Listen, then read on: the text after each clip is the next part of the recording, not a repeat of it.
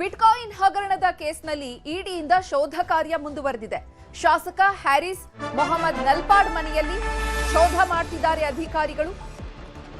Bitcoin ಹಗರಣಕ್ಕೆ ಸಂಬಂಧಪಟ್ಟಂತೆ ಬೆಳಿಗ್ಗೆಯಿಂದಲೂ ಇಡಿ ಅಧಿಕಾರಿಗಳು ತನಿಖೆ ನಡೆಸುತ್ತಿದ್ದಾರೆ. ಶಾಸಕ ಹ್ಯಾರಿಸ್ ಮೊಹಮ್ಮದ್ ನಲ್ಪಾಡ್ ಮನೆಯಲ್ಲಿ ಶೋಧ ಕಾರ್ಯ ಮುಂದುವರೆದಿದೆ. ಸತತ 15 ಗಂಟೆಗಳಿಂದ ಕೈ ನಾಯಕರ ಮನೆಯಲ್ಲಿ ಹುಡುಕಾಟ ನಿಂತಿಲ್ಲ. ಲ್ಯಾಪ್ಟಾಪ್ ಮತ್ತು ಅಕೌಂಟ್ ಟ್ರಾನ್ಸಾಕ್ಷನ್ ಮೊಬೈಲ್ಗಳ ಪರಿಶೀಲನೆಯನ್ನು ನಡೆಸಲಾಗ್ತಾ ಇದೆ. ಅಶೋಕನಗರ ನಲ್ಪಾಡ್ ಮನೆಯಲ್ಲಿ 14 ಇಡಿ ಅಧಿಕಾರಿಗಳು ತನಿಖೆ ನಡೆಸುತ್ತಿದ್ದಾರೆ. ಕಾಂಗ್ರೆಸ್ ಶಾಸಕ ಹ್ಯಾರಿಸ್ ಮನೆ ಮತ್ತು ಹ್ಯಾಕರ್ ಶ್ರೀಕಿ ಮನೆಯಲ್ಲೂ ಕೂಡ ಶೋಧ ಕಾರ್ಯ ಮುಂದುವರೆದಿದೆ. ಸತತ 15 ಗಂಟೆಗಳಿಂದಲೂ ಕೂಡ 17 ಕಡೆಯಲ್ಲಿ ಒಟ್ಟು ಇಡಿ ದಾಳಿ ನಡೆಸಿರುವಂತದ್ದು. ಹ್ಯಾರಿಸ್ ಮನೆಯಲ್ಲಿ ಮತ್ತು ನಲ್ಪಾಡ್ ಮನೆಯಲ್ಲಿ ಮತ್ತು ಶ್ರೀಕಿ ಮನೆಯಲ್ಲಿ ಶೋಧ ಕಾರ್ಯ ಮುಂದುವರೆದಿದೆ. ಕಾಂಗ್ರೆಸ್ ಶಾಸಕ ಹ್ಯಾರಿಸ್ ಮನೆಯಲ್ಲೂ ಕೂಡ ಅಧಿಕಾರಿಗಳು ತನಿಖೆ ನಡೆಸುತ್ತಿದ್ದಾರೆ. ದಾಖಲೆಗಳ ಪರಿಶೀಲನೆಯನ್ನು ನಡೆಸಲಾಗ್ತಾ ಇದೆ. ಸತತವಾಗಿ 15 ಗಂಟೆಗಳ ಕಾಲ ತನಿಖೆಯನ್ನು ಮುಂದುವರೆಸಿದ್ದಾರೆ ಇಡಿ ಅಧಿಕಾರಿಗಳು. ಕಾಂಗ್ರೆಸ್ ಶಾಸಕ ಎನ್ಎ ಹ್ಯಾರಿಸ್ ಮತ್ತು ಅವರ ಪುತ್ರ ಮೊಹಮ್ಮದ್ ನಲ್ಪಾಡ್ ಅವರ ಬೆಂಗಳೂರಿನ ನಿವಾಸದಲ್ಲಿ ಅಕೀಬ್ ಖಾನ್ ಮನೆ ಮೇಲೆ ಇಡಿ ದಾಳಿ ಅಂತ್ಯವಾಗಿದೆ. 2 ಇನೋವಾ ಕಾರಿನಲ್ಲಿ ಅಧಿಕಾರಿಗಳು ಬಂದಿದ್ರು. ದಾಳಿಯನ್ನ ಅಂತಿಮಗೊಳಿಸಿ ಅಧಿಕಾರಿಗಳು ತೆರಳಿದ್ದಾರೆ. ಅಕೀಬ್ ಮನೆಯಲ್ಲಿ ಮಹತ್ವದ ದಾಖಲೆಗಳನ್ನ ವಶಕ್ಕೆ ಪಡೆದಿರುವ ಮಾಹಿತಿ ಇದೆ. ಇಡಿ ಅಧಿಕಾರಿಗಳು ದಾಖಲೆಗಳ ಸಮೇತ ಹೊರಟಿದ್ದಾರೆ.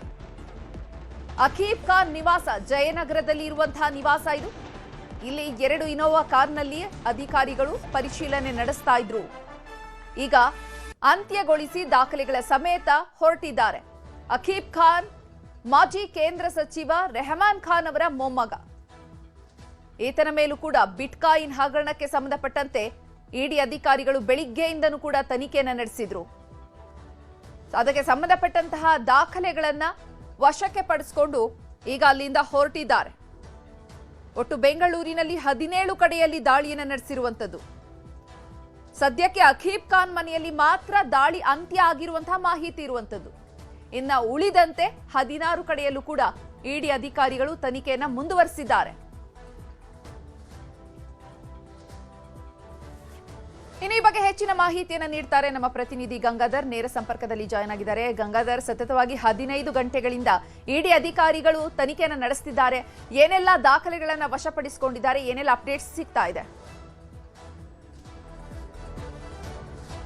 ಚೈತ್ರ, ಪ್ರಮುಖವಾಗಿ ಬಿಟ್ಕಾಯಿನ್ ಒಂದು ಪ್ರಕರಣಕ್ಕೆ ಸಂಬಂಧಪಟ್ಟಂತೆ ಬೆಳಗ್ಗೆ 6:30ಕ್ಕೆ ಇಡಿ ಅಧಿಕಾರಿಗಳ ತಂಡ ಈಗ ರೇಡ್ ಅನ್ನ ಮಾಡಿದ್ರು. ಹ್ಯಾರಿಸ್ ಅವರ ನಲ್ಪಾಡ್ ಸೇರಿದಂತೆ ಸುಮಾರು ಅವರ 2 ಮಕ್ಕಳು ಅವರ ನಿವಾಸದಲ್ಲಿದೆ. ಕಳೆದ 15 ಗಂಟೆಗಳಿಂದಲೂ ಕೂಡ ನಿರಂತರವಾಗಿ ಒಂದು ಕಾರ್ಯಾಚರಣೆಯಿಂದ ಪರಿಶೀಲನೆ ಮಾಡ್ತಾ ಇರುವಂತದ್ದು. ಸದ್ಯ ನಾವೀಗ ಅವರ ನಿವಾಸದ ಮುಂಭಾಗದಲ್ಲೇ ಇದ್ದೇವೆ. ಇಲ್ಲ ಒಂದು ಅಧಿಕಾರಿಗಳ ಒಂದು ವ್ಯಾನ್ಸ್ ಏನಿದೆ ಒಳಗಡೆ ಇರುವಂತದ್ದು.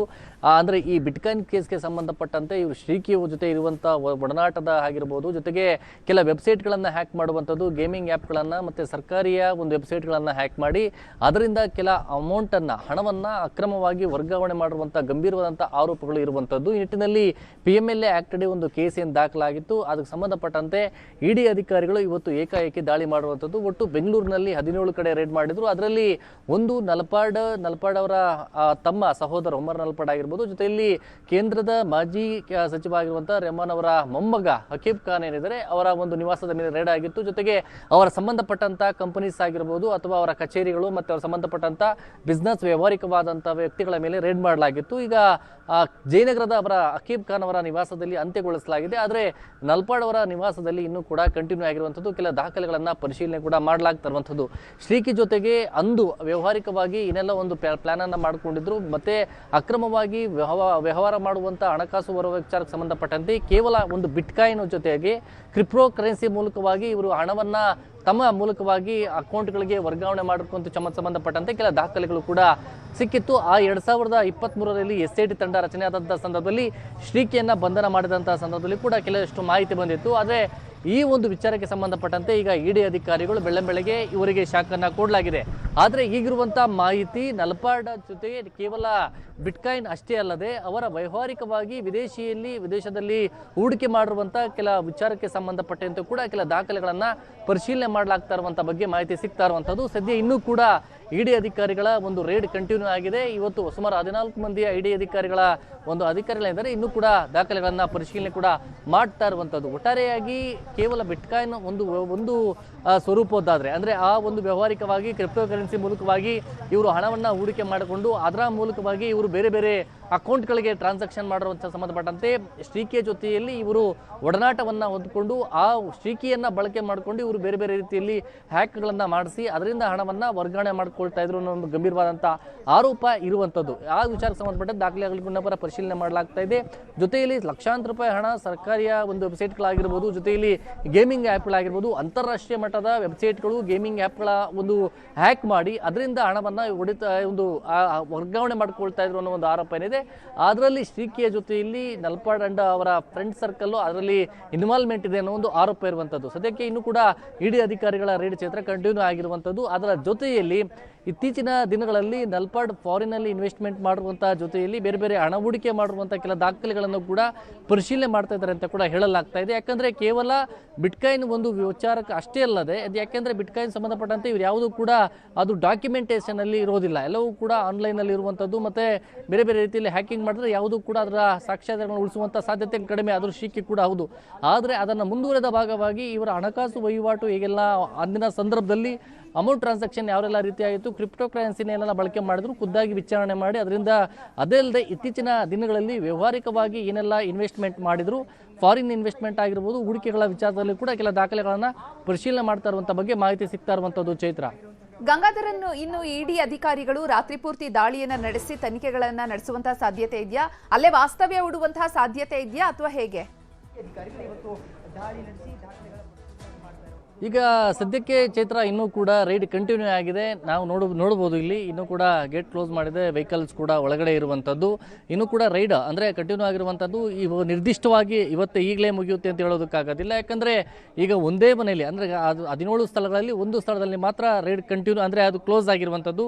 ಆದರೆ 16 ಸ್ಥಳಗಳಲ್ಲಿ ರೈಡ್ ಹಂಗೆ ಕಂಟಿನ್ಯೂ ಆಗಿರುವಂಥದ್ದು. ಆದರೆ ನಲ್ಪಾಡ್ ಅವರ ನಿವಾಸ, ಅವರ ಹ್ಯಾರಿಸ್ ಅವರ ನಿವಾಸ ಏನಿದೆ, ಅವರ ಉಮರ್ ನಲ್ಪಾಡ್ಗೆ ಸಂಬಂಧಪಟ್ಟಂಥ ಡಾಕ್ಯುಮೆಂಟ್ ವೆರಿಫಿಕೇಷನ್ಸ್ ಏನಿದೆ ಅವೆಲ್ಲವೂ ಕೂಡ ಇನ್ನೂ ಕೂಡ ಕಂಟಿನ್ಯೂ ಆಗಿರುವಂಥದ್ದು. ಈ ನಿಟ್ಟಿನಲ್ಲಿ ಇವತ್ತು ಕೂಡ ರಾತ್ರಿ ದಾಳಿ ಕಂಟಿನ್ಯೂ ಆಗುವಂಥ ಸಾಧ್ಯತೆ ಇದೆ ಅಂತ ಕೂಡ ಹೇಳಲಾಗ್ತಾ ಇರುವಂಥದ್ದು. ಸದ್ಯಕ್ಕೆ ಮನೆ ಒಳಗಡೆ ಡಾಕ್ಯುಮೆಂಟ್ ವೆರಿಫಿಕೇಷನ್ ಆಗಿರ್ಬೋದು, ನಲ್ಪಾಡ್ ಅವರನ್ನು ವಿಚಾರಣೆ ಮಾಡುವಂಥ ಪ್ರಕ್ರಿಯೆಗಳಾಗಿರ್ಬೋದು, ಒಟ್ಟಾರೆಯಾಗಿ ಅವರ ಫೈನಾನ್ಷಿಯಲ್ ವ್ಯವಹಾರಗಳು ಮೊದಲೇ ಸುಮಾರು 5 ವರ್ಷಕ್ಕೂ ಹಿಂದೆ ಮತ್ತು ಈಗಿನ ವ್ಯವಹಾರಕ್ಕೂ ಎಷ್ಟು ಏರಿಳಿತಗಳಾಗಿರುವುದು ಅನ್ನೋದ್ರ ಬಗ್ಗೆ ಕೂಡ ಫೈನಾನ್ಷಿಯಲ್ ಟ್ರಾನ್ಸಾಕ್ಷನ್ ಸಂಬಂಧಪಟ್ಟಂತೆ ಅದು ಸ್ಟೇಟ್ ಮತ್ತು ಇಂಟರ್ನ್ಯಾಷನಲ್ ಲೆವೆಲಲ್ಲಿ ಯಾವ ರೀತಿ ಹೂಡಿಕೆಗಳು ಮಾಡಿದ್ದಾರೆ ಅದೆಲ್ಲ ಡಾಕ್ಯುಮೆಂಟ್ ವೆರಿಫಿಕೇಷನ್ ಜೊತೆಯಲ್ಲಿ ಕ್ರಿಪ್ಟೋ ಕರೆನ್ಸಿ ಮತ್ತು ಬಿಟ್ಕಾಯಿನ್ ವ್ಯವಹಾರಕ್ಕೆ ಸಂಬಂಧಪಟ್ಟ ಎಲ್ಲ ಒಂದು ವೆರಿಫಿಕೇಷನ್ ಅನ್ನು ಮತ್ತು ಡಾಕ್ಯುಮೆಂಟ್ ಅದು ಕಲೆಕ್ಟ್ ಮಾಡುವಂಥ ಕೆಲಸವನ್ನು ಇಡಿ ಅಧಿಕಾರಿಗಳಿಂದ ಕೂಡ ಶೋಧ ಕಾರ್ಯ ಮುಂದುವರಿಸಿರುವಂಥದ್ದು. ಚೈತ್ರ, ಧನ್ಯವಾದ ಗಂಗಾಧರ್ ತಮ್ಮೆಲ್ಲ ಮಾಹಿತಿಗಾಗಿ.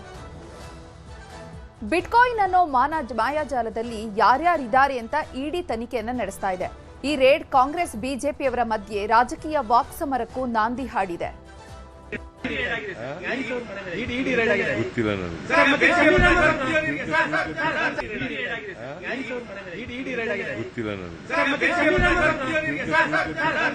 ಹಿಂದೆನೂ ಕೂಡ ನಲ್ಪಾಡ್ ಅವರು ಶ್ರೀಕೆ ಅವ್ರ ಜೊತೆ ಪರಿಚಯ ಇದ್ದಾರೆ ಅಂತ ಅವರೇ ಬಹಿರಂಗವಾಗಿ ಹೇಳ್ಕೊಂಡಿದ್ದಾರೆ. ಏನೇ ಇದ್ರೂ ಕೂಡ ಟ್ರಾನ್ಸ್ಪರೆಂಟ್ ಆಗಿ ಅವ್ರದ್ದು ಇವ್ರದ್ದು ಫ್ರೆಂಡ್ಶಿಪ್ ಇತ್ತು ಅಂತಲೂ ಕೂಡ ಹೇಳಿದರು. ಆದರೆ ಬಿಟ್ಕಾಯಿನ್ ಸಂಬಂಧಿಸಿದಂತೆ ಟಾರ್ಗೆಟೆಡ್ ಆಗಿ ಇವ್ರು ಮಾಡ್ತಾ ಇದ್ರೆ ಇವತ್ತು ಭಾಳ ಬೇರೆ ದೊಡ್ಡವ್ರ ಮನೆಗೂ ಆಗಬೇಕಾಗಿತ್ತು. ಬಿಟ್ಕಾಯಿನ್ ವಿಚಾರದಲ್ಲಿ ಇದೆ ಅಲ್ಲ, ಚಾರ್ಜ್ ಶೀಟ್ನಲ್ಲೇ ಇದೆ ಅಲ್ಲ ಹೆಸರುಗಳು ಕೆಲವು. ಅವಾಗ ಯಾರ್ಯಾರು ಹೋಮ್ ಮಿನಿಸ್ಟರ್ ಇದ್ರು, ಯಾರ್ಯಾರು ಆಡಳಿತದಲ್ಲಿದ್ದರು, ಏನೇನಾಯಿತು ಎಲ್ಲ ಗೊತ್ತಿದೆ ಅಲ್ವಾ. ಏನೋ ನಡೆದೇ ಇಲ್ಲ ಅಂತ ತಾನೇ ಹೇಳಿದರು ಹಿಂದಿನ ಸರ್ಕಾರದವರು. It is nothing but a political tool. ಹೆದರ್ಸಕ್ಕೆ ಬೆದರ್ಸಕ್ಕೆ ಮಾಡ್ತಾ ಇರೋದಷ್ಟೇ. ಇಷ್ಟು ದಿನ ಯಾಕೆ ಸುಮ್ಮನಿದ್ರು? ನಿರಂತರವಾಗಿ ಆರ್ಥಿಕ ಅಪರಾಧಗಳನ್ನ ಕಾಂಗ್ರೆಸ್ ಮಾಡ್ತಾನೆ ಬಂದಿದೆ. ಆರ್ಥಿಕ ಅಪರಾಧಗಳಲ್ಲಿ ಬಿಟ್ಕಾಯಿನ್ ಕೂಡ ಒಂದು. ಬಿಟ್ಕಾಯಿನ್ ಮೂಲಕ ಬೇರೆ ಬೇರೆ ದೇಶಗಳಲ್ಲಿ ರಾಜಕಾರಣಿಗಳು ಸ್ಪೆಷಲಿ ಕಾಂಗ್ರೆಸ್ ಕನೆಕ್ಟೆಡ್ ರಾಜಕಾರಣಿಗಳು ಇನ್ವೆಸ್ಟ್ ಮಾಡಿದ್ದಾರೆ ಅನ್ನುವಂತ ಮಾಹಿತಿ ಆಧಾರದಲ್ಲಿ ಇವತ್ತು ಇಡಿ ಅವರು ರೈಡ್ ಮಾಡಿದ್ದಾರೆ ಅನ್ನುವಂಥದ್ದನ್ನು ನಾವು ಅಂದ್ಕೊಂಡಿದ್ದೀವಿ. ಯಾರು ತಪ್ಪು ಮಾಡಿದ್ದಾರೆ ಅವರಿಗೆ ಶಿಕ್ಷೆ ಆಗಬೇಕು, ಇದು ನಮ್ಮ ಅಪೇಕ್ಷೆ ಇರುವಂತದ್ದು. ಏನೇ ಮಾಡಿದ್ರು ಒಂದು ಒಳ್ಳೆ ಉದ್ದೇಶದಿಂದ ಮಾಡುವಂಥದ್ದು ಆಗುತ್ತೆ ಅಂತ ಬಹಳ ಸ್ಪಷ್ಟವಾಗಿ ಹೇಳಕ್ಕೆ ಈಗ ಹುಟ್ಟಿಂದ ನೀರು ಕುಡಿಬೇಕು ಅನ್ನುವಂಥದ್ದು. ಇವತ್ತು ಸಮಾಜಕ್ಕೆ ವಿರುದ್ಧವಾಗಿ, ಸಮಾಜದ ಹಿತಕ್ಕೆ ವಿರುದ್ಧವಾಗಿ ಯಾರೇ ಕೆಲಸ ಮಾಡಿದ್ರು ಅವರ ಮೇಲೆ ಕ್ರಮ ಆಗುವಂಥದ್ದು ಆಗಬೇಕು. ಈ ದಿಕ್ಕಲ್ಲಿ ತನಿಖೆ ನಡೀತಿದೆ. ಅದು ಬಿಜೆಪಿ ಮೇಲೆ ಹೇಳ್ತಿದ್ರು, ಇವತ್ತು ಕಾಂಗ್ರೆಸ್ಸಿನ ಮೇಲೆ ಹೇಳ್ತಿದ್ದರು. ಈ ತನಿಖೆ ಆದಾಗಲೇ ಒಟ್ಟಾರೆ ಸತ್ಯ ಹೊರಗೆ ಬರಬೇಕು. ನಿರಂತರವಾಗಿ ಆರ್ಥಿಕ ಅಪರಾಧಗಳನ್ನ ಕಾಂಗ್ರೆಸ್ ಮಾಡ್ತಾನೆ ಬಂದಿದೆ. ಆರ್ಥಿಕ ಅಪರಾಧಗಳಲ್ಲಿ ಬಿಟ್ಕಾಯಿನ್ ಕೂಡ ಒಂದು. ಬಿಟ್ಕಾಯಿನ್ ಮೂಲಕ ಬೇರೆ ಬೇರೆ ದೇಶಗಳಲ್ಲಿ ರಾಜಕಾರಣಿಗಳು ಸ್ಪೆಷಲಿ ಕಾಂಗ್ರೆಸ್ ಕನೆಕ್ಟೆಡ್ ರಾಜಕಾರಣಿಗಳು ಇನ್ವೆಸ್ಟ್ ಮಾಡಿದ್ದಾರೆ ಅನ್ನುವಂತ ಮಾಹಿತಿ ಆಧಾರದಲ್ಲಿ ಇವತ್ತು ಇಡಿ ಅವರು ರೈಡ್ ಮಾಡಿದ್ದಾರೆ ಅನ್ನುವಂಥದ್ದನ್ನು ನಾವು ಅಂದ್ಕೊಂಡಿದ್ದೀವಿ. ಯಾರು ತಪ್ಪು ಮಾಡಿ